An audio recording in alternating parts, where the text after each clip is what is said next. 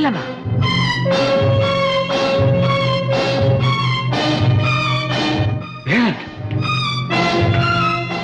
Sir, இந்த கொடுமைக்கான ஒரு பாக்கியத்தை எனக்கு கொடுங்க சார். துரோகி ரகு,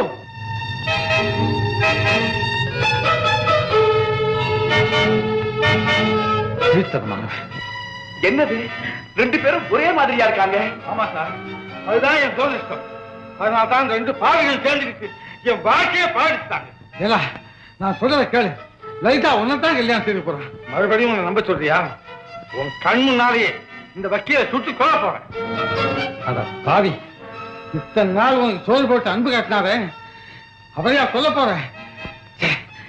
நன்றி கட்டவனே. என்ன சொன்ன?